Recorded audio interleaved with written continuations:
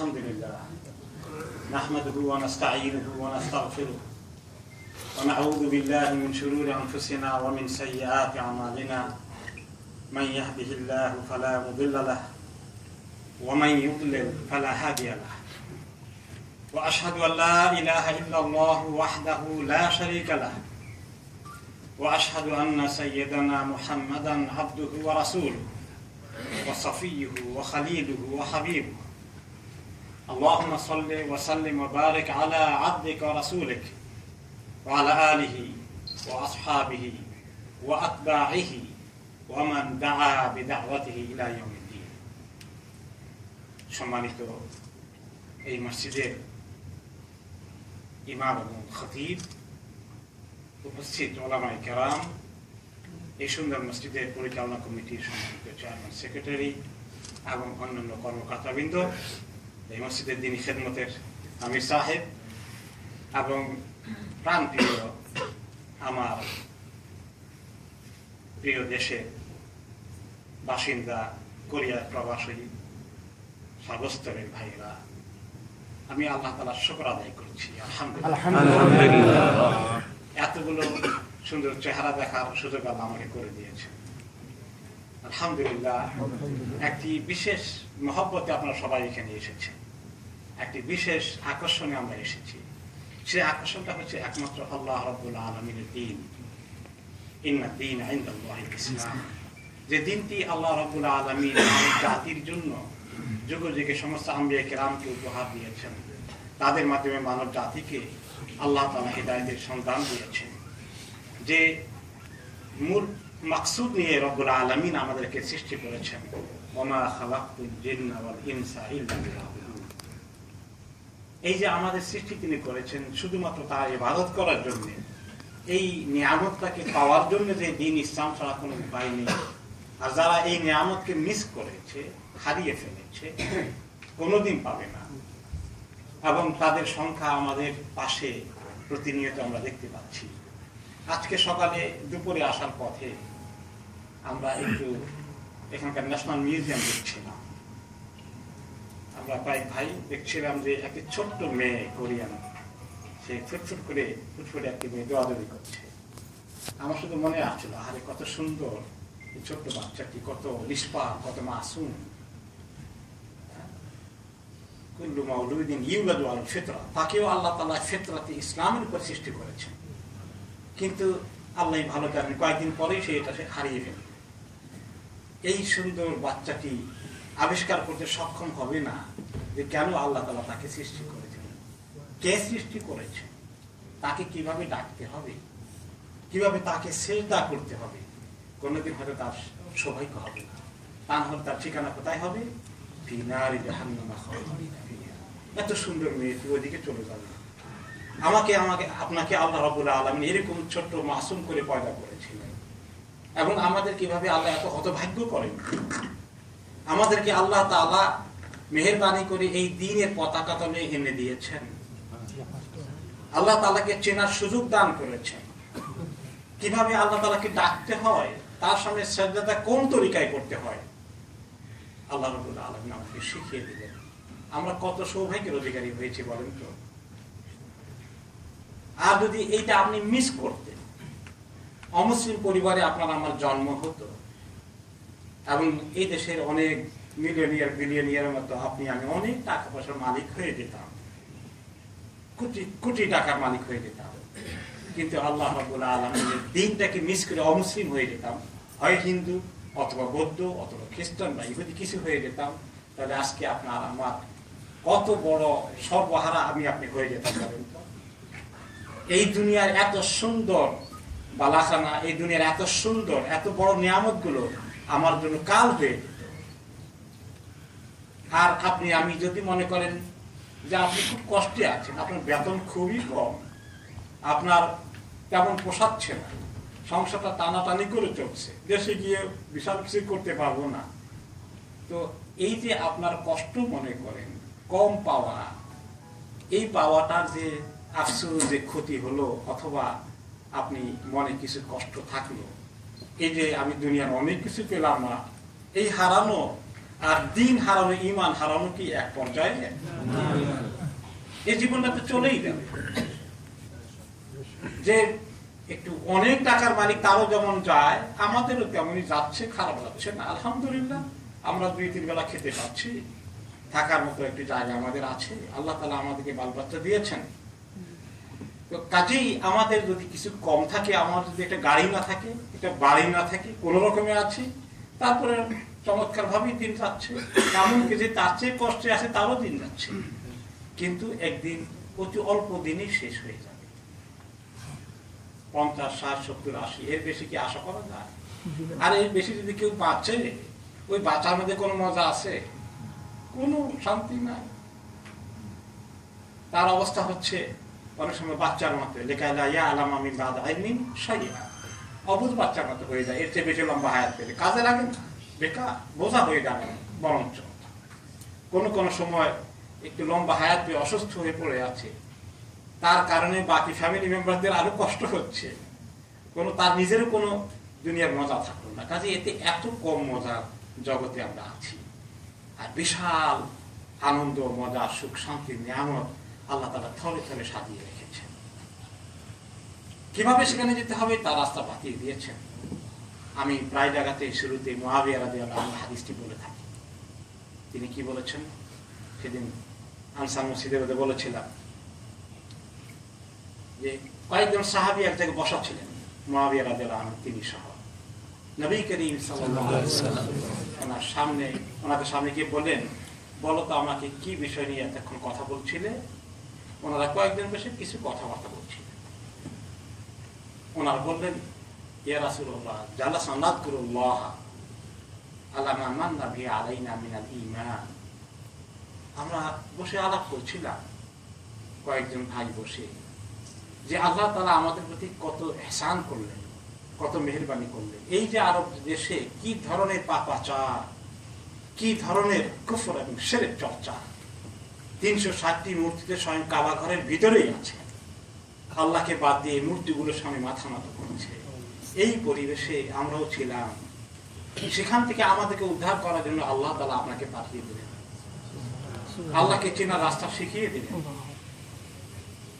এবং আমাদের আগে অনেকে দুনিয়া থেকে চলে গেল, তারা এই নিয়ামতকে মিস করলো, তাদের ঠিকানা হয়ে গেল ফি নারি জাহান্নামা খালিদিনা ফিহা।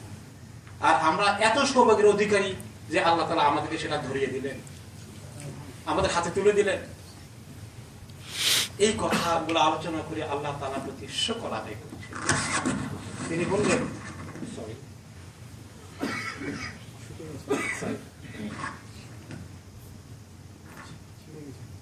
ছেড়ে গেছে।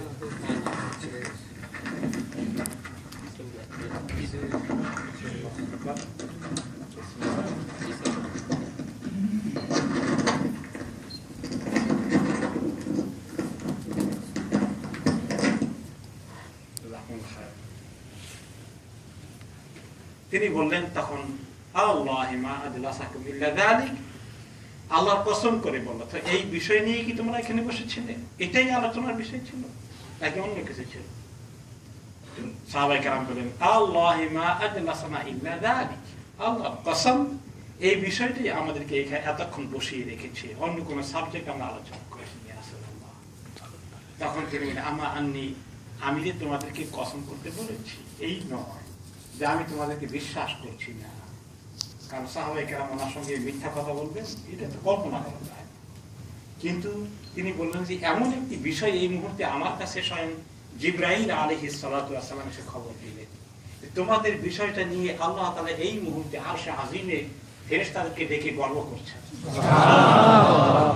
দেখো ফেরেশতারা, আমার বান্দারা আমাকে পেয়ে, আমার দ্বীনকে পেয়ে কত খুশি হয়েছে, তোমরা দেখো। আল্লাহ রাব্বুল আলামিন কত খুশি হয়ে যান যখন বান্দারা বসে আল্লাহ তাআলার মহব্বতের সাথে আল্লাহ তাআলার প্রতি শুকর আদায় করতে গিয়ে দ্বীন নিয়ে আলোচনা করে আল্লাহ তাআলা খুশি হয়ে যান। এটা কি ওই কয়েকজন সাহাবীর জন্য তিনি এই খুশি বরাদ্দ করেছেন? জি না।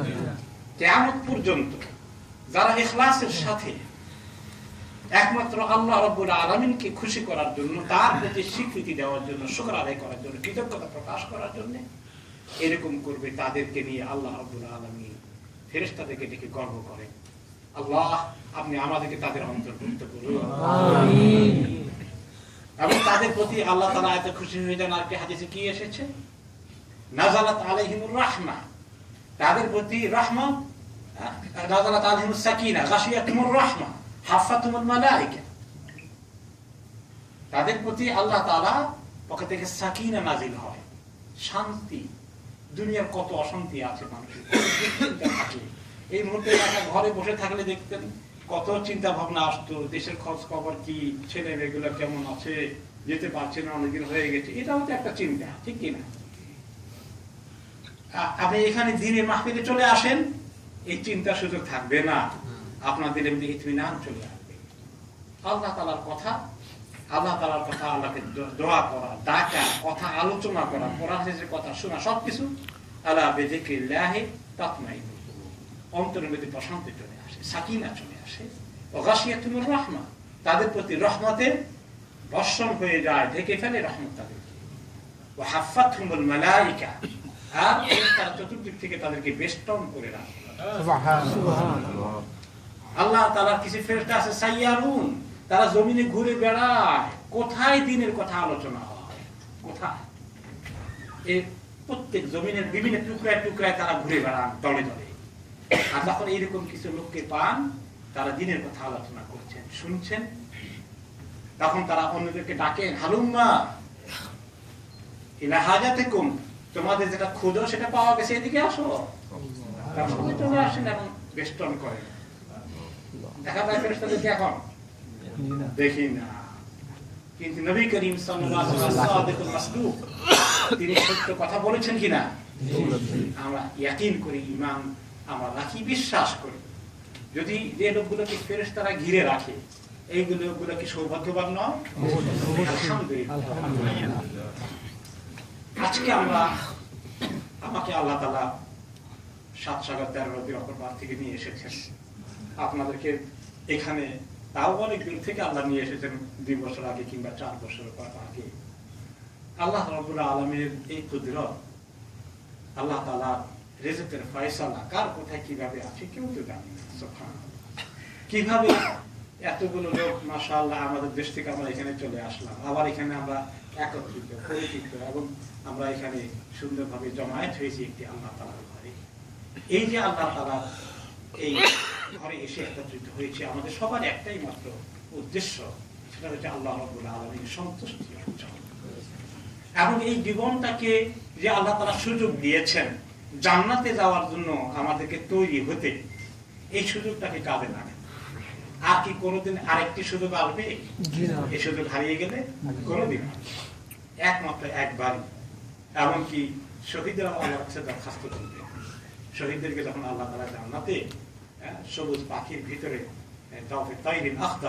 ঢুকিয়ে দেবেন তাদের রূহটাকে, 3 দিন আরশের মধ্যে যে সুন্দর ঝাড় বাতি থাকবে, সেখানে তারা বলবেন আর জান্নাতে ঘুরে বেড়াবেন। আল্লাহ তাআলা বলবেন শহীদদেরকে, তোমরা খুশি আছো? খুব খুশি আছি আল্লাহ, কিছু চাইবো না, কিছু চাও? যে আল্লাহ আর কি চাইবো, গোটা জান্নাতে ঘুরে বেড়াচ্ছি, চাও কিছু? তো ওনারা যখন দেখেন যে আল্লাহ বারবার জিজ্ঞেস করেন, বলবেন যে আল্লাহ চাইলে, যখন বললেন একটা চাই, সেটা কি? যে আবার একটু দুনিয়াতে পাঠান, আবার আপনার রাস্তায় শহীদ হয়ে আসি।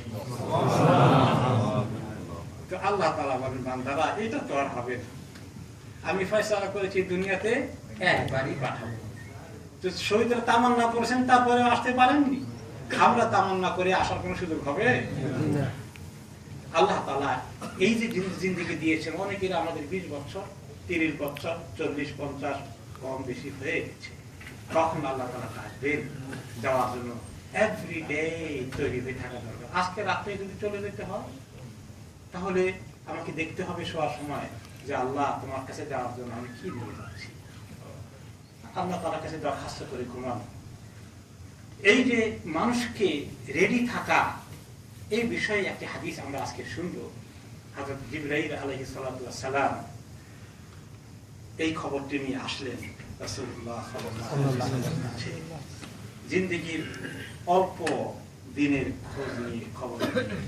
এবং তার জন্য প্রস্তুতি নেওয়ার জন্য, এবং দুনিয়ার যে আকর্ষণ আমাদেরকে জান্নাতের পথ থেকে দূরে সরিয়ে নিয়ে যাচ্ছে, আড়াল হয়ে যাচ্ছে, ধোঁকা দিচ্ছে, সেখান থেকে কিভাবে আমরা উত্তরণ পেতে পারি এই বিষয়ে আলী রাদিয়াল্লাহু আনহু قال رسول الله صلى الله عليه وسلم أتاني جبريل فقال يا محمد عش ما شئت فإنك ميت وأحبب من شئت فإنك مفارقه وعمل ما شئت فإنك مجزي به واعلم أن شرف المؤمن قيام الليل وعزه استغناء عن الناس.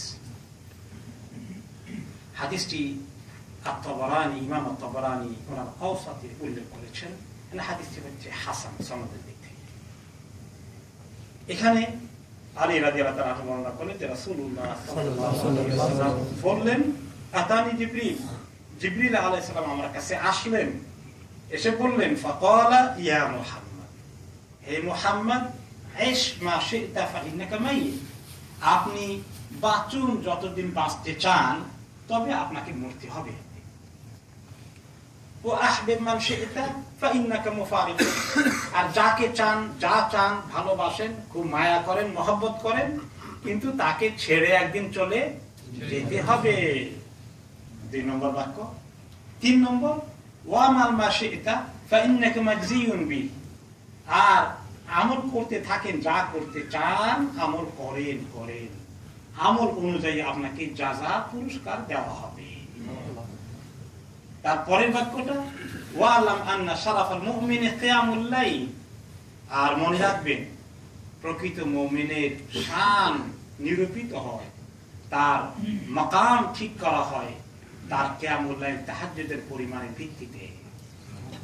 আর শেষ বাক্যটা ছিল ওয়া ইজ্জাহু ইস্তিগনাহু আনিন নাস, আর তার দুনিয়াতে তার মান ইজ্জত এবং তার ব্যক্তিত্ব, তার পার্সোনালিটি এর ক্রাইটেরিয়া হচ্ছে মানুষের মুখাপেক্ষিহীন হওয়া, মানুষের কাছে মুহতাজ না হওয়া। কয়েকটি বাক্য, প্রত্যেকটি বাক্য একটু সময় নিয়ে কোরআন হাদিসের আলোকে বোঝার দাবি রাখে। প্রথম হচ্ছে জিবরাইল আলাইহিস সালাম বলেছেন, ওয়াহী বাহক হচ্ছেন কে? জিবরাইল আলাইহিস সালাম। তিনি 2 রকম ওয়াহী নিয়ে আসেন, একটা ওয়াহী মাতলু আর একটা ওয়াহী গায়র মাতলু। একটা ওয়াহীকে আমরা তেলাওয়াত করি, সেই ওয়াহীর নাম কি? কুরআন। আর যেটা গায়র মাতলু, যেটা আমরা বসে বসে তেলাওয়াত করি না, সেটার নাম কি? হাদিস। সেটা ওয়াহী। ওয়ামা ইয়ানতিকু আনিল হাওয়া ইন হুয়া ইল্লা ওয়াহয়ুন ইউহা, তিনি মন গড়া কোনো কথা বলেন না। যে কথাই বলেন দ্বীন সংক্রান্ত, সেটা ওয়াহী, ওনার কাছে ওয়াহী হিসাবে আসে। আর ওয়াহী বিভিন্ন সূরাতে আসে, হযরত উলামায়ে কেরামরা লেখাপড়া করেছি, আর ওই অনেক তরিকায় আসে। আর এটা কি তিনি যখন নিয়ে আসেন, যে কোরআন না হাদিস, নবী করিম সাল্লাল্লাহু আলাইহি ওয়াসাল্লাম বুঝে ফেলেন কোরআনের ওহী ঢংটা আলাদা, তরিকা আলাদা, অনেক ওজন। এমনকি যখন শীতের দিনে ওয়াহী নাযিল হয়, সাহাবা কেরাম দেখেন রাসূলুল্লাহ সাল্লাল্লাহু আলাইহি ওয়াসাল্লাম প্রচন্ড ঠান্ডার দিনে ওহী শেষ হওয়ার পরে গা থেকে ঝরঝর করে ঘাম ঝরছে। ওহী অনেক পাওয়ারফুল জিনিস, এত সহজ না। এরপরে যখন তিনি উটের উপরে থাকেন, উটটা পা এরকম যে সেকি হয়ে যায়, মনে করেন এখনই উটটা ধসে পড়বে, বসে পড়বে। এক সাহাবী একবার ওনার পাশে বসা ছিলেন, ওহী আসলো, ওহী আসলে ওনার চেহারা সুরতটা, তিনি যখন কথাবার্তা বলেন না, সাহাবা কেন বুঝতে পারেন যে ওহী নাযিল হচ্ছে। এক সাহাবী ওনার পাশে ছিলেন, ওনার রানটা সাহাবীর রানের উপরে একটু লাগা ছিল। সাহাবী দেখলেন যে তিনি এমন ভাবে ফিল করছেন, নবী করিম সাল্লাল্লাহু আলাইহি ওয়াসাল্লাম বডি এত ওজন হয়ে গেছে, আমার পাটা মনে হয় যেন ওনার পায়ের কারণে একদম মিশে যাবে। আমার মনে হচ্ছে যে পাটা সরিয়ে ফেলি, পারছি না, কিন্তু রোহিত ডিস্টার্ব হবে, আমি হজম করেছি, সহ্য করছি। আওলান সাকিলা, আল্লাহ তাআলা কি বলেছেন? অনেক হেভি, অনেক ওজনই বক্তব্য আপনার কাছে পেশ করছে। সেটা হচ্ছে কোরআনের তরিকাটা আলাদা। আর হাদিস গুলো এত ওজন হয় না। কোন কোন সময় আল্লাহ তাআলা ওনার দিলে ঢুকিয়ে দেন, কোন কোন সময় জিবরাইল আলাইহিস সালাম চলে আসেন, যেভাবে আসলেন কোন কোন সময় তিনি মানুষের সুরতে এসে জিজ্ঞেস করেন। হাদিসে জিবরিল আরেকটা মাশহুর আছে, সেটা কি? মাল ঈমান ওয়াল ইসলাম, ঈমান ইসলাম ইহসানের যে হাদিস আপনারা অনেকেই পড়েছেন। ইসলামের স্তম্ভগুলো কি, ঈমানের আরকানগুলো কি, এগুলো শুনেছেন। ওই রকম একটা হাদিস, যেটা সাংঘাতিক, ওই হাদিসটা কিন্তু ইসলামের মৌলিক কথাগুলো সবগুলো চলে এসেছে। আর আজকে যে কয়েকটি বক্তব্য এসেছে, এগুলো আমাদের জন্য দুনিয়া এবং আখিরাতের দৃষ্টিভঙ্গি পরিষ্কার করতে, আমাদের ঈমানি চেতনা জাগ্রত করতে, আখিরাতের জন্য প্রস্তুত করতে অনেক কতগুলো সুন্দর ডাইরেকশন আমাদেরকে দেওয়া হয়েছে। কাজী জিবরাইল আলাইহিস সালাম ফরমালি যে হাদিসগুলো নিয়ে আসেন, এগুলো অত্যন্ত ওজনী হাদিস। এগুলোর ভিতরে অনেক কিমতি কথা থাকে। অল্প কথায় আল্লাহ তাআলা আমাদেরকে অনেক বিরাট মেসেজ পাঠিয়ে দিয়েছেন। আর এটা কি জিবরাইল আলাইহিস সালাম নিজের ইচ্ছা, ওনার মনে চাইছে চলে এসেছেন? হ্যাঁ, ওনাকে প্ল্যান করে পাঠিয়েছেন কে? আল্লাহ রাব্বুল আলামিন। উম্মতকে এই কথাগুলো বলে দেওয়ার জন্য ওনাকে অ্যাড্রেস করা হচ্ছে স্বয়ং রাসূলুল্লাহ সাল্লাল্লাহু আলাইহি ওয়াসাল্লাম। কিন্তু মেসেজটা, বক্তব্যটা কি শুধু ওনার জন্য? আমাদের সবার জন্য। এই কথাগুলোর মধ্যে আছে ইমাম আল গাযালি রাহমাতুল্লাহ আলাইহি বলেন, এই হাদিসের ব্যাখ্যা উপলক্ষে জামাআত হাদিল কালিমা হিকাম আল আউয়ালিন ওয়াল আখিরিন। এই ছোট্ট হাদিসে মানে পূর্ব জামানার লোকদের জন্য, আখিরি জামানার লোকদের জন্য, সবার জন্য অত্যন্ত হিকমতের কথাগুলো একসঙ্গে জমা করা হয়েছে। ওয়া কাফিয়াতুল লিল মুতাআম্মিল ফিহা তুল আল উমর। সারা জিন্দেগীর জন্য ডাইরেকশন ঠিক করতে, আমার নিজেকে পরিমাপ করে দেখতে যে আমার অবস্থা কি, আমি কোন দিকে যাচ্ছি, এগুলাকে গাইড করার জন্য এই হাদিসটি যথেষ্ট। এখানে প্রথম বাক্যে তিনি বললেন, ইয়া মুহাম্মদ ইশ মা শিতা ফাইন্নাকা মাইয়িত। অনেক সময় জিবরাইল আলাইহিস সালাম ওনাকে ইয়া রাসূলুল্লাহ বলে অ্যাড্রেস করতেন, কিন্তু এখানে অ্যাড্রেস করেছেন ইয়া মুহাম্মদ। সেটাকে মানুষের যখন অনেক সময় আমরা বলে থাকি যে বড় খুব জরুরি মেসেজ দেওয়ার জন্য, তখন তো আমরা এত উপাধি টাইটেল লাগাই না, তাই না? ছোটকালে টেলিগ্রাফ ছিল, তাই না? ছোটকালে যারা পাকিস্তান আমলে, আপনারা তো অনেকেই হয়তো টেলিগ্রাফ পান না, আমরা পেয়েছি। টেলিগ্রাফের মধ্যে ছোট্ট মেসেজ দেওয়া, কোনো অ্যাড্রেস করা হয় না। এখন ইমেল অনেকটা তাই। কি কি একটা কমন টেলিগ্রাফের কথা মনে আছে যে কাউকে জরুরি আনতে হলে টেলিগ্রাফ অফিসে গিয়ে আপনি প্রতি শব্দে অনেক টাকা দেয়, কাজে শব্দ যত কম দিবেন। সে একটা মুখস্থ গল্প ছিল, ওয়াইফ সিরিয়াস কাম শার্প, 4টা শব্দ, ওয়াইফ সিরিয়াস কাম শার্প। তখন টেলিফোন নাই, ইমেল নাই, আর কিছু নাই, মোবাইল তো নাই। এই টেলিফোনটা হয়তো একদিনে পাওয়া যায়, ম্যাক্সিমাম 2 দিনে। ওয়াইফ সিরিয়াস কাম শার্প মানে ওয়াইফের অবস্থা খুব খারাপ, তাড়াতাড়ি বাড়িতে আসেন। এই টেলিগ্রাফটা পাইলে ছুটি পেতে অসুবিধা হতো না। তো আমাদের কিছু কিছু লোকে দুষ্টামি করে বলতো যে ওয়াইফ সিরিয়াস কাম সারা, হাসি ঠাট্টা করতে হবে।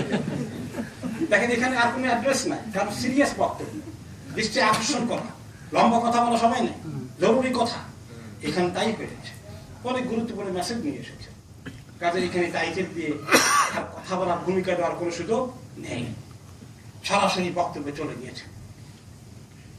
তারপরে হচ্ছে ফার্স্ট জিনিস হলো যে আপনি বেঁচে থাকুন, যতদিন বাঁচতে চান, তবে একদিন আপনাকে মরতেই হবে। এখন কেউ বাঁচতে চাইলে কি বাঁচতে পারে যতদিন বাঁচতে চাই? তো নবী করিম সাল্লাল্লাহু আলাইহি ওয়াসাল্লাম এটা কেন বললেন? এটা আমাদের জন্য, কিন্তু ওনার জন্য একটা স্পেশাল কনসিডারেশন আছে।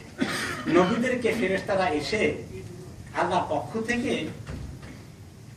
প্রেজেন্ট করেন যে আপনার তো আল্লাহ তাআলার কাছে যাওয়ার নরমাল টাইম হয়ে গেছে, আপনি কি আর একটু থাকতে চান না এখন চলে যাবেন? পারমিশন নেওয়া হয় নবীদেরকে, এই সম্মান দেওয়া হয়, এই শান তাদের জন্য আল্লাহ তাআলা স্পেশাল দিয়েছেন। যে কোনো নবী যদি বলেন আমি আরো 1 বছর খানিক থাকি, আরো 10 বছর পরে যাই, আল্লাহ তাআলা শুনবেন সেটা। কিন্তু আপনাদের আন্দাজ কি বলে, কোন নবী যখন আল্লাহ ডাকেন বলেছেন আরো 3 দিন থাকতে চাই?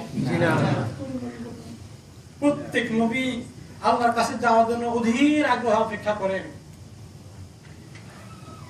আমাদের প্রিয় নবীজি সাল্লাল্লাহু আলাইহি ওয়াসাল্লাম কাজের সময় যখন হয়ে গেল, তখন তিনি কি শেষ মুহূর্তে কালিমা শাহাদা করে, কালিমা পড়ার আগে তিনি যখন শেষ কথা ছিল আল্লাহুম্মা ইলা রাফিকিল আ'লা, ইলা রাফিকিল আ'লা, এই কথা বলে হাত উঁচু করলেন আর আস্তে করে হাতটা পড়ে গেল। ইলা রাফিকিল আ'লা, যে সর্বোচ্চ যে রফিক আছেন, যে সাথী আছেন, একান্ত জন যিনি আছেন, আপন জন, তার কাছেই তো যাচ্ছি, দেরি করবেন কেন? আল্লাহ তাআলা তার ইন্তজারে আছেন। এটা তো নবীদের শান, তাদেরকে আল্লাহ তাআলা এটা দেন। কিন্তু আমাদের জন্য যতদিন বাঁচতে চাই ততদিন বাঁচতে পারবো না। ইযা জাআ আজালুহুম লা ইস্তাখিরুনা সাআতান ওয়া লা ইস্তাকদিমুন, যখন তাদের ওই সময়টা চলে আসবে এক মুহূর্ত আগ পিছ করা হবে না, যেতেই হবে ওই মুহূর্তে। এই যে প্রথমে অনেকগুলো কাজের খবর দিয়েছেন, দেখেন কি করা দরকার, কিন্তু আগে বলেছেন যে মউতের কথা, আমাদেরকে মেসেজ আসে যখন আমাদেরকে ডাকা হবে চলে যেতে হবে। আগে মউতের খবরটা কেন দিলেন? সূরা মুলকে আসেন, আল্লাযী খালাকাল মাউতা ওয়াল হায়াতা লিয়াবলুয়াকুম আইয়ুকুম আহসানু আমালা। আল্লাহ তাআলা বলছেন এই সূরা মুলকের মধ্যে, যিনি মউত সৃষ্টি করেছেন এবং হায়াত সৃষ্টি করেছেন তোমাদেরকে পরীক্ষা করে দেখার জন্য কে সুন্দর সুন্দর আমল করে আসছো। আগে কি মউত আসবে আমাদের, না আগে হায়াত এসেছে? আগে হায়াত। আল্লাহ তাআলা আগে কোনটা বললেন? মউতের কথা। কারণ হচ্ছে তোমার জীবনটাই তো মউতের জন্য, ওইটা আগে মনে করো, সবসময় মাথার আগে রাখো তোমার মউত আসছে। ওয়ালা তামুতুন্না ইল্লা ওয়া আনতুম মুসলিমুন, খবরদার ভালো মুসলিম, আল্লাহ তাআলার কাছে সম্পূর্ণ আত্মসমর্পণকারী, আল্লাহ তাআলা হুকুম মানলে ওয়ালা না হলে খবরদার তুমি তোমার মউত যেন না আসে। হঠাৎ করে চলে আসলেও তুমি তখন দেরি। এইরকম পরিস্থিতিতে তুমি বসবাস করো, কাজে এই জন্য মউতের খবরটা আগে দেওয়া হয়েছে। এখন এই যে মউত, এই মউতের অবস্থাটা কি? কুল্লু নাফসিন যায়িকাতুল মাউত, প্রত্যেকটি মানুষকে মৃত্যুর স্বাদ গ্রহণ করতে হবে। এটা যায়িকাতুল মাউত, যায়িকা মানে হচ্ছে স্বাদ, যাওক, টেস্ট। এই কথা আল্লাহ কেন বলেন? তোমাদের সবাইকে মরতে হবে এই কথা কিন্তু এই আয়াতের তর্জমা নয়। কুল্লুকুম মাইয়িতুন, এখানে এই আয়াতে সেটা বলা হয়নি। কুল্লু নাফসিন যায়িকাতুল মাউত বলা হয়েছে, কারণ মৃত্যুর মধ্যে একটা টেস্ট আছে। এই টেস্টটা অত্যন্ত কঠিন টেস্ট। এই স্বাদটা মজার স্বাদ নয়, এটা অত্যন্ত যন্ত্রণার স্বাদ। সাকারাতুল মাউত, কত যন্ত্রণা, কি রকম কষ্ট হয় একটু পরে আমরা এক্সাম্পল দেখব। সাহাবী আমর ইবনে আস রাদিয়াল্লাহু আনহু, ওনার ইন্তেকালের সময় হয়ে গেছে। ওনার ছেলে ছিলেন আব্দুল্লাহ ইবনে আমর ইবনে আস রাদিয়াল্লাহু আনহুমা, তিনি অত্যন্ত জাইয়্যিদ আলেম পর্যায়ের সাহাবী। তিনি তার বাবাকে এসে বললেন, ইয়া আবাদা ইন্নাকা কুনতা তাকুল, হে বাবা আপনি প্রায়শ বলতেন, ইয়া লাইতানি কুনতু আলকা রাজুলান আকিরান লাবিবান ইনদা নুজুলিল মাউত হাত্তা ইয়াসিফা বিমা ইয়াজিব। আরে আপনি প্রায় বলতেন, এমন একটা লোককে যদি পেতাম, জ্ঞানী লোক, বিচক্ষণ লোক, বুদ্ধিমান লোক, মাউতের সময় বর্ণনা করতে পারতো যে তার কি কষ্ট হচ্ছে, একটু শুনতাম, কেমন লাগছে তার কাছে, সে একটু তার পরিস্থিতিতে আমাদেরকে ক্লিয়ারলি বলতে পারতো। আমরা তো দেখি না তার কত কষ্ট হচ্ছে, দেখি আমরা আশেপাশে আমরা কাঁদতে থাকি, আমাদের পিতা চলে যাচ্ছে, আমাদের মা চলে যাচ্ছে, প্রিয়জনকে আমরা হারাচ্ছি, আর তাদের কি কষ্ট হচ্ছে আমরা তো একটু দেখতে পাচ্ছি। এই কষ্টটা বোঝার কোনো উপায় নেই। আমরা হয়তো ডাক্তার কবিতা নিয়ে দোয়া দিয়ে শুরু করে দিই, আরে একটু ইনজেকশন দিয়ে বাঁচানো যায় কিনা, একটু আল্লাহ তাআলার হুকুম হয় কিনা, আমরা শুধু ওই চিন্তায় থাকি। কিন্তু তার যখন সাকারাত চলতে থাকে, তার যে কি হালত হয়। আপনি বাবা, তখন তিনি বললেন, ওয়া আনতা যালিকার রাজুল, আপনি তো এইরকম একজন আমার বিচক্ষণ পিতা, জ্ঞানী। ফাসিফ লিমা তাজিদ, বাবা আপনি কি একটু বলবেন, আমি একটু শিক্ষা নিই যে আপনার কি কষ্ট হচ্ছে, কেমন লাগছে আপনার কাছে এই মৃত্যু যন্ত্রণাটা, একটু বলেন আমাকে। ফাকালা ইয়া বুনাই ওয়াল্লাহি কাআন্না জামবাইয়া ফি তাখত, ও মাই, হে প্রিয় সন্তান, আমার কাছে মনে হচ্ছে আমার উভয় পার্শ্ব এমন ভাবে আমাকে সংকুচিত করে ফেলেছে, মনে হয় যেন আমাকে এই গোটা মানুষটাকে ধরে কাপড় চোপড় ধোয়ার যে ডেস্ক গুলো আছে না, ড্রয়ার, আমাকে ধরে মনে হয় ড্রয়ারের ভিতরে ঢুকে দেওয়া হয়েছে। তাখত, তাখত আরবি শব্দ, সেখান থেকে আমরা বলি তক্তা, অনেক আরবি শব্দ বাংলাতে এসেছে। বাস্তুন, বাস্ত, এটাকে বস্তা, এটাকে অনেক শব্দ। তাখত মানে এরকম কাঠের বাক্স মতো, ওইখানে আমি যেখানে কাপড় চোপড় রাখে ছোট সাইজের, এটার ভিতরে আমাকে ঢুকানো হয়েছে মনে হচ্ছিল। ও কাআন্নী আতানাফাসু মিন সাকাবি ইবরাহ, আমার নাক বিরোধী নিঃশ্বাস নিতে এত কষ্ট হচ্ছে, মনে হচ্ছে নাকের ছিদ্রটা সাইজ এত ছোট হয়ে সুইয়ের গোড়ার ছিদ্র আছে ছোট, যেখানে সুতা ঢুকানো হয়, এত ছোট হয়ে গেছে মনে হচ্ছে। নিঃশ্বাস টানতে এত কষ্ট হচ্ছে। আরে দেখেছেন কাউকে নিঃশ্বাস টানতে এরকম এরকম এরকম করে তাদের এই বুকটা আমি দেখেছি এরকম করে এরকম এরকম উঁচু নিচু এরকম আমি কয়েকজন দেখেছি। আল্লাহুম্মা হাওবিন আলাইনা সাকারাতিল মাউত, এরকম হচ্ছে, নিঃশ্বাস কষ্ট হচ্ছে। ওয়া কাআন্না গাসনা শাওকিন ইয়াযিবু মিন কাদামি ইলা হামাতি, আর মনে হচ্ছে বড় কাঁটাদার, খুব ধারালো কাঁটাওয়ালা গাছের একটা ডালে অনেক কাঁটায় পরিপূর্ণ, এরকম ডাল দিয়ে আমার পা থেকে উল্টো দিকে টেনে মাথা দিকে আনা হচ্ছে। এভাবে চামড়া গুলো মনে করেন আবার খুলে ফেলা হচ্ছে। আরেক সাহাবী বলেছেন, মনে হচ্ছে যেন যে একটা ছাগলকে জীবন্ত অবস্থায় তার চামড়া গুলো খুলে ফেলে যেরকম হয়, এরকম যেন আমার অনুভূতি হচ্ছে।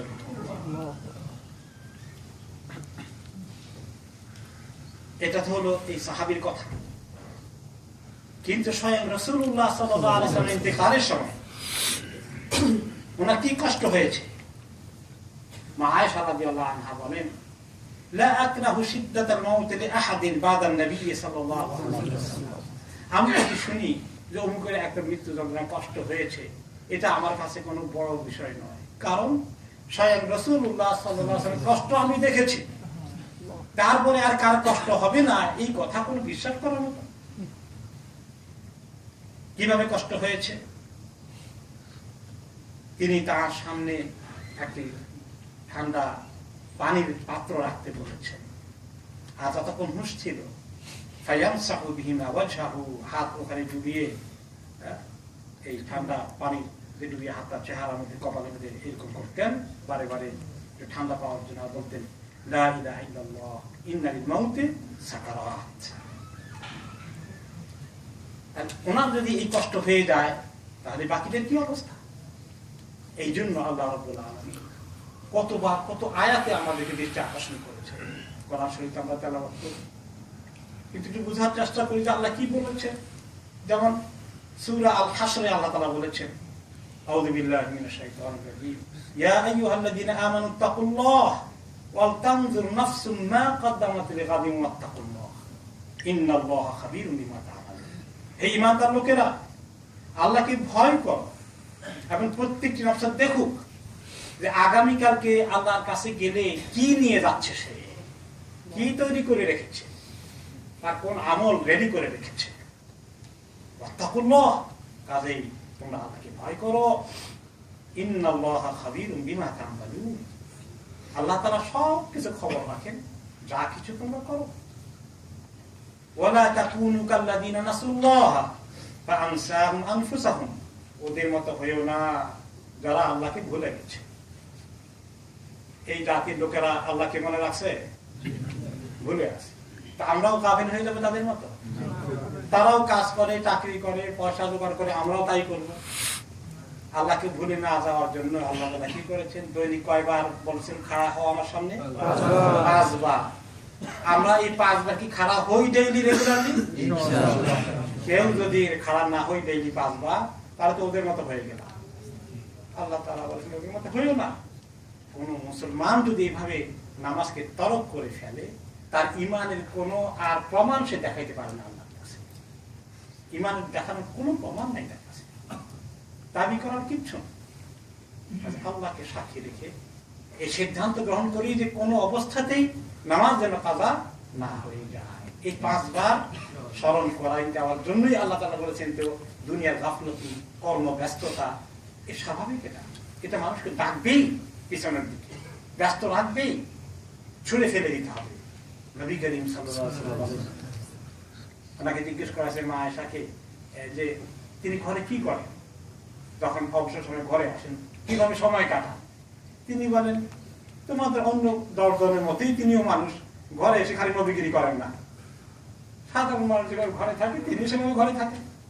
এমনকি আমাদের কাজে সাহায্য করেন, নিজের ছাগলটা নিজে দোহান, নিজের জুতারা ছড়িয়ে গেলে সেলাই করেন, জামাটা ছেড়ে গেলে সেলাই করেন, আর আমাদেরকে কাজ বাজে মাঝে হেল্প করেন। আর যেই আমাদের রক্ত হয়ে যায় এমন ভাবে চলে যান যেমন আমাদেরকে আর চেনেনি না।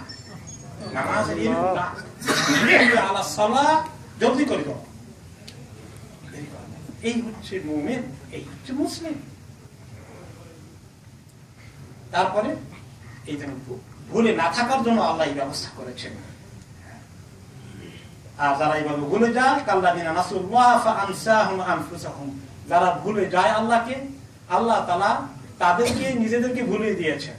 এখন তারা বোঝে না যে তারা যে জাহান্নামে গিয়ে জ্বলবে, তাদেরকে যে উদ্ধার পাওয়া লাগবে, কোনো পেরেশানি তাদের মধ্যে নাই, তাদের জিন্দেগি সমানই যাচ্ছে। এই জন্য মুসলমানদের মধ্যে যদি আমরা নামাজ না পড়ি আর এরকম আমাদের দিন চলে যায়, যে খেয়ালে আছি, তাহলে তো আল্লাহ ভুলে দিয়েছেন, শাস্তি দিয়ে দিচ্ছেন এখনই দুনিয়াতে, যে আমি গাফিল হয়ে আছি। উলাইকা হুমুল ফাসিকুন, এই লোকগুলো যারা এইভাবে আল্লাহকে ভুলে যায় তারা কি ফাসিক। আল্লাহ মাফ করুন। এখন আপনার আমার পরিচয় কি ফাসিক হওয়া ঠিক হবে? আল্লাহকে ভুলে গেলে কি হবে? ফাসিক। এখান থেকে আমরা ইস্তেদলাল করতে পারি যে নামাজ না পড়লে সে লোকটা কি ফাসিক। আস্তাগফিরুল্লাহ।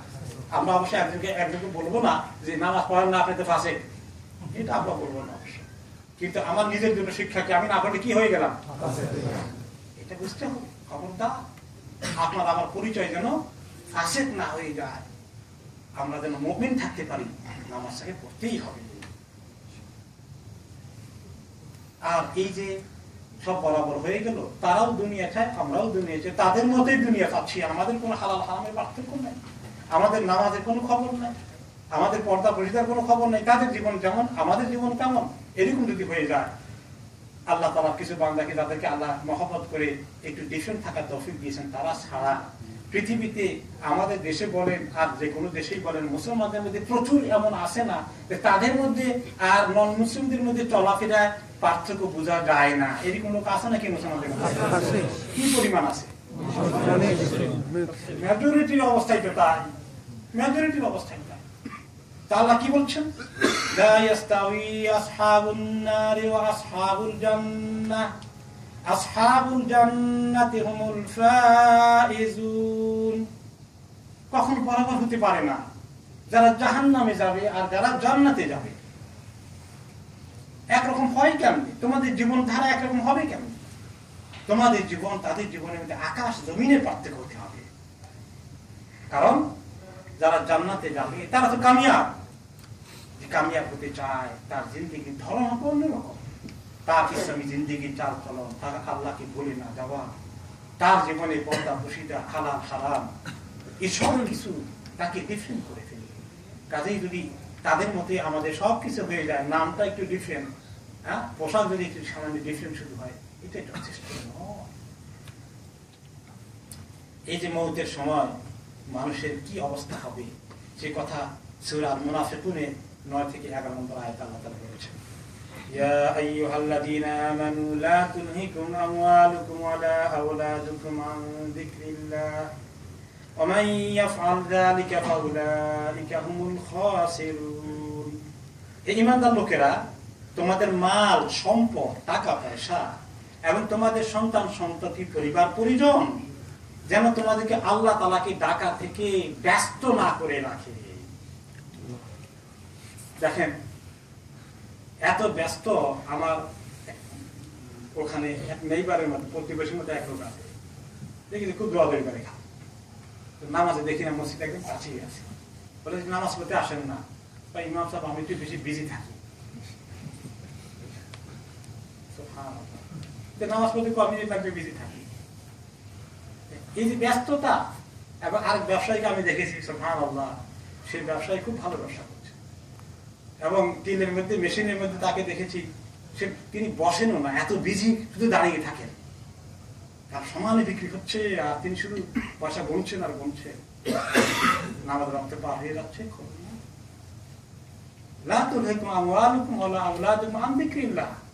আল্লাহকে মনে করতে, আল্লাহকে স্মরণ করতে, আল্লাহকে ডাকতে, সময় মতো নামাজ পড়তে, সন্তান মাল দৌলত, সন্তান সন্ততি, সংসার, এটা যেন তোমাকে ভুলিয়ে না ফেলে, ব্যস্ত না করে রাখে।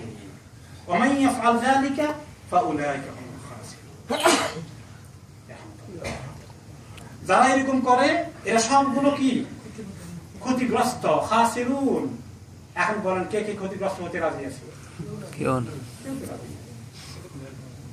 কেউ রাজি নাই। আমার যদি 1000 পাউন্ড, 1000 টাকাও কোনো জায়গা ক্ষতিগ্রস্ত হয়ে যায়, লস হয়ে যায়, আমি সেটা মেনে নেব, আমি অবশ্যই লাভ করতে চাই। কিন্তু কত বড় ক্ষতি করে ফেলছি, কি ক্ষতি হবে, সেই ক্ষতির কথা পরে আয়াতে আল্লাহ তাআলা বলছেন। وأنفقوا مما رزقناكم من قبل أن يأتي أحدكم الموت। খরচ করো, যে মালকে খুব আগ্রহ সহকারে কামাই করো। মালের আগ্রহ, সম্পদের আগ্রহ, অর্থের আগ্রহ অনেক বেশি, এটা ন্যাচারাল, এটা দিয়ে আল্লাহ পরীক্ষা করছেন আমাদেরকে। অতুহিব্বুনাল মালা হুব্বান জাম্মা, তোমরা সাংঘাতিক মহব্বত করো সম্পদকে। সবার ভিতরেই অল্প আর বেশি এই ন্যাচারালি ফিতরাতান আছে, এটা দিয়েই আল্লাহ পরীক্ষা করছে। আর যেহেতু এটা কামাই করেছি, এখন বলে খরচ করে, বেশি করে খরচ করে তোমার যে রিজিক দান করেছি, ওই মউত আসার আগে, তোমাদের কারো কাছে মউত আসার আগে খরচ করে ফেলো কিছু। আর যখন খরচ করে না, যত বখিলের দল আছে সবগুলো আফসোস করবে কোন সময়? মউতের সময়। কি বলবেন? فيقول رب لولا أخرتني إلى أجل قريب। ও রব, ও আল্লাহ, আমি তো চিন্তাই করিনি যে আমি এখনই মরে যাব, আমি মোটেই প্রস্তুত না আল্লাহ, আল্লাহ আমাকে একটু সময় দেন আল্লাহ, যে আমি কিছু খরচ করে ফেলি, কিছু দান করে দেই, কারণ টাকা পয়সা নষ্ট করে শোধ করে দেই, তারপর কষ্ট থেকে মাপ চেয়ে নেই, সবকিছু তখন দরখাস্ত দেওয়া শুরু করে দিবি। কাফের বলেন, মুশরিক বলেন, বেদিন বলেন, তখন সবাই আল্লাহকে চিনবে। ওই সময় সবাই চিনে, তখন সবাই ঈমান আনতে চাইবে, তখন ঈমান কবুল করা হবে না। আল্লাহ একটু সময় দিলে আমি প্রচুর পরিমাণ সাদকা করে আসবো, আর চেষ্টা করবো তওবা করে একদম সালেহীন নেককার হয়ে আসার জন্য। আল্লাহ তাআলা কি বলবেন? ওয়ালাই ইউআখিরুল্লাহু নাফসান ইযা জাআ আজালুহা ওয়াল্লাহু খাবীরুম বিমা তা'মালুন। এই কথা শুনে আল্লাহ তাআলা কি বলবেন? বাড়াই দিলাম 3 দিন, যা আরো 3 মাস। ওই সময় যখন মউতের আলামত চলে আসে, তখন আর বাড়ানো হয় না, কখনো নয়, নেভার এভার। আল্লাহ তাআলা তখন আযাব চলে আসে, আর বাড়াবেন না, লেট করবেন না, দেরি করবেন না, এবং তোমরা যা কিছু করো সব আল্লাহ খবর রেখেছে, তোমার সব রেকর্ড হয়ে আছে। মুহাম্মদ ইবনে ওয়াসি' রাহমাতুল্লাহ আলাইহি, আরেকজন মিন সালাফিস সালেহিন, তাকে জিজ্ঞেস করা হলো, কাইফা আসবাহতা, কেমন আছেন, কেমন কাটলো আপনার দিন কেমন শুরু হলো? قال ما ظنك برجل يرتحل كل يوم رحلة إلى الآخرة। কেমন আর আছি যে ব্যক্তি, যে মানুষটি প্রত্যেক দিন একটি দিন পার করে আখিরাতের যাত্রা শুরু করে দিয়েছে, সেই লোকটা কেমন থাকতে পারে? কি মনে হয়? আখিরাতের চিন্তা মাথা, ভালো আছি এরকম বলার মতো সুযোগ নাই, কারণ দুশ্চিন্তাগ্রস্ত আছি যে আমার আখিরাতে কি সম্পদ তৈরি হচ্ছে। এই সমস্ত বড় বুজুর্গ দিন ওলামায়ে কেরাম নিজের জন্য, অন্যদের জন্য, নসিহতের জন্য এই কথাগুলো বলতেন, যে আখিরাতের রাস্তা রওনা করে দিলাম, যে কি নিয়ে যাচ্ছি ওই চিন্তাই তো আছি, থাকবো কেমন আপন। আল হাসান আল বসরি রাহমাতুল্লাহ আলাইহি তিনি আমাদেরকে বোঝার জন্য বললেন, ইন্নামা আনতা আইয়ামুন মাজমুআ, কুল্লামা মাদা ইয়াউমুন মাদা বা'দু। এই নসিহত করতে গিয়ে বললেন, ভাই তুমি কে, তোমার অস্তিত্বটা কি, তুমি কতগুলো দিনের সমষ্টি, একটি করে দিন যায় আর তোমার একটা করে অংশ ঝরে যায়। আমি কে, আমার কত দিন, আমার হায়াত যদি হয় 70 বছর, তাহলে এটাকে মাস বানাইলে কত মাস হবে, দিন বানালে কতগুলো দিন হবে, কয়েক হাজার দিন হলো। তাহলে একটি করে দিন যায়, আমার একটা করে অংশ ছুটে যায়, আমি কি টের পাই সেটা? আমি তো ঠিক এখন তো আস্ত আছি। এটা যদি হইতো যে আমার আঙ্গুলের এক মাসে এটা চলে গেছে, তারপরে মাসে এটা চলে গেছে, তারপরে মাসে এটা চলে গেছে, তাহলে বুঝতাম ও আমার তো কিছু লস হচ্ছে, ক্ষয় হচ্ছে। কিন্তু আমার তো সব আছে, আমি এখন টেরই পাই না, ক্ষয় হচ্ছে আমার। ওই যে বরফ বরফ কথা অনেকবার আপনারা শুনেছেন, হারে বরফ নেও, বরফ বলে পানি হয়ে যাচ্ছে, থাকবে না বরফ, না হলে আমার সব লস হয়ে যাবে। জিন্দেগি এরকম।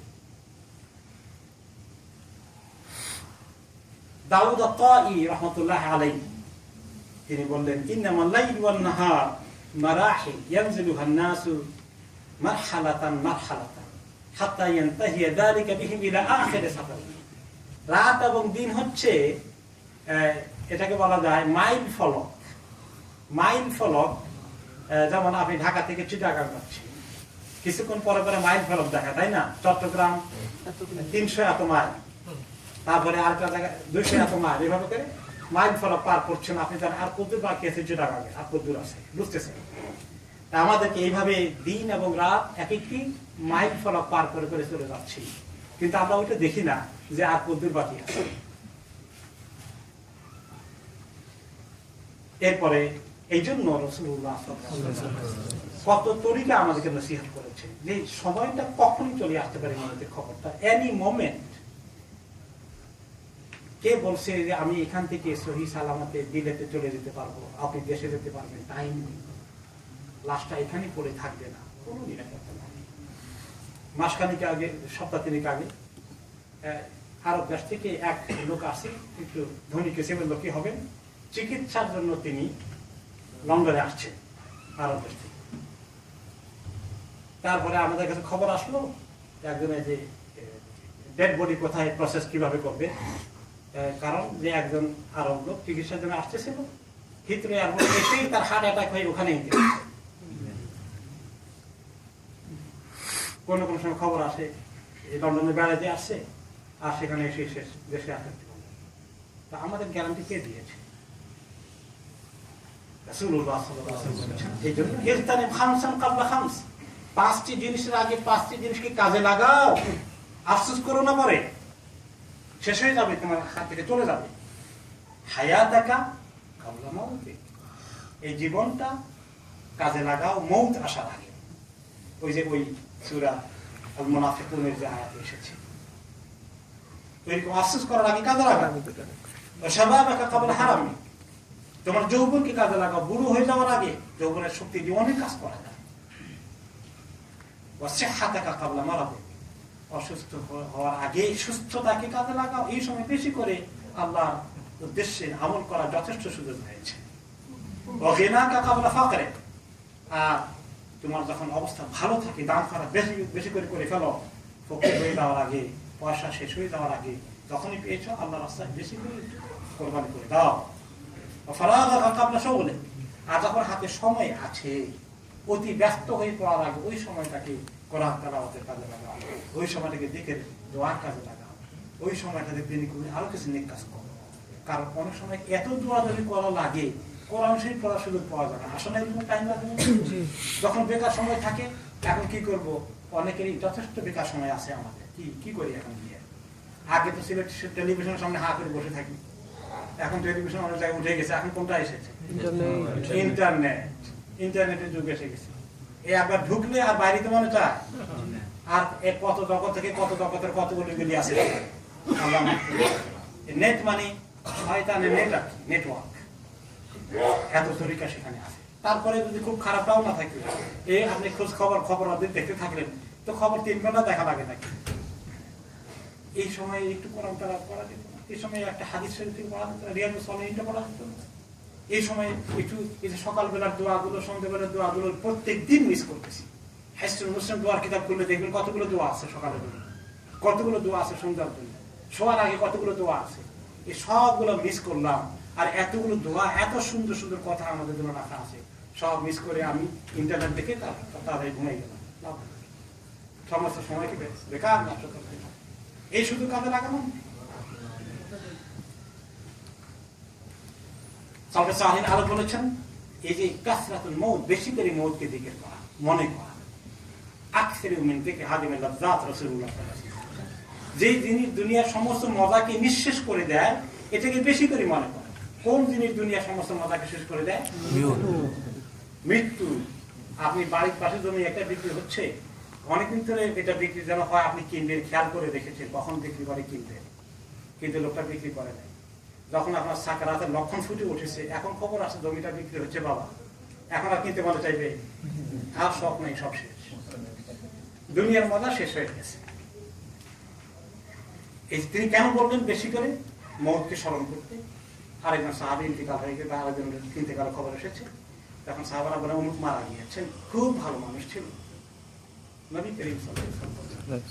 সেই লোকটা কি তোমাদের কারো মনে পড়ে যে মউতের কথা আলোচনা করেছে, হায়রে মউত হয়ে গেলে কি করতে হবে, এরকম কোনো ডিসকাশন করেছে? মনে হয় না ইয়া রাসূলুল্লাহ এরকম কোনো আলোচনা তার কাছ থেকে শুনেছি। তখন তিনি বললেন, আখরুকুম লাইসা হুনাকা, তোমাদের ওই ভাইটা ওই জায়গায় নাই যেখানে তোমরা তাকে দেখতে চাও। মানে তোমরা তাকে ভালো মনে করেছ, এটা প্রমাণ হয়নি। যদি মউত সংক্রান্ত চিন্তা তার থাকতো, আলোচনা করতো, তাহলে সেই ভালো জায়গায় থাকার কথা। এই জন্য সালফে সালেহীন বলেছেন, যে ব্যক্তি মান আকসারা মিন যিকরিল মাউত উকরিমা বিসালাসা, যে ব্যক্তি মউতকে বেশি করে স্মরণ করবে, আল্লাহ তাআলা তাকে তিনটা জিনিস দিয়ে আরো সম্মানিত করবেন। সুবহানাল্লাহ। যে ব্যক্তি মউতকে মোটেই স্মরণ করবে না, এই ব্যাপারে কোনো চিন্তাই করবে না, তিনটা জিনিস আল্লাহ তার কাছে ছিনিয়ে নিয়ে উল্টা তাকে আরো খারাপ তিনটা জিনিস দেবেন। কোন তিনটা জিনিস দিয়ে পুরস্কৃত করবেন যে মউতকে বেশি করে স্মরণ করে? তাজিলুত তাওবাহ, যে বেশি বেশি করে মউতকে স্মরণ করে, আল্লাহ তাআলা তাকে নগদ নগদ খুব বেশি বেশি করে তওবা করা নসিব করবেন। এক নম্বর পুরস্কার। ওয়াল কানাআহ, দুই নম্বর হচ্ছে আল্লাহ তাআলা তাকে রিজিক যা দিয়েছেন এর উপরে তার মোটামুটি ভালো আত্মতৃপ্তি থাকবে।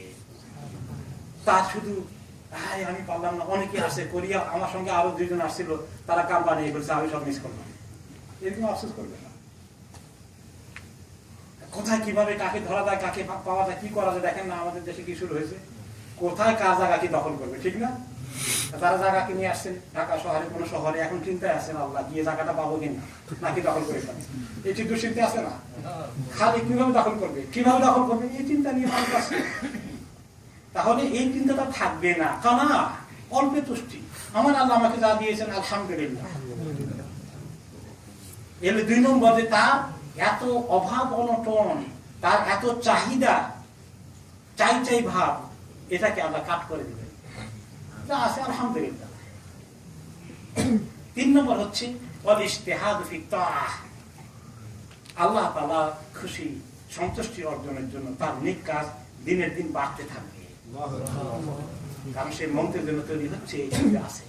এই তিনটা পুরস্কারে সে ধন্য হয়ে যাবে।